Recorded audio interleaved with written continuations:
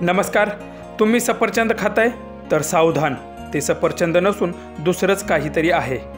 सविस्तर बातमी पुढे पाहण्याआधी तुम्ही आपल्या चॅनलवरती नवीन असाल तर आपला आरजी मराठी न्यूज चॅनल जरूर सबस्क्राइब करून घ्या। आज लोकसंख्या जास्त असल्यामुळे अनेक पदार्थांची मागणी सुद्धा त्याच प्रमाणात जास्त होत आहे, परंतु उत्पन्न मात्र त्या पटीत खूपच कमी आहे। त्यामुळे कमी कालावधीत जास्त नफा मिळवण्यासाठी विक्रेते फळांवर रासायनिक पदार्थांचा वापर मोठ्या प्रमाणात करताना दिसत आहेत।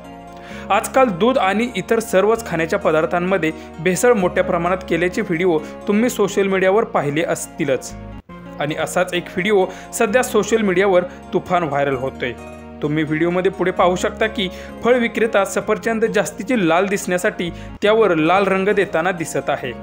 त्याच्या समोर काही फिकट पांढऱ्या रंगाची सफरचंद दिसतही आहेत, आणि त्याच सफरचंदांना ब्रशने लाल रंग देऊन ती सफरचंद सुकवायला ठेवलेली दिसत आहेत।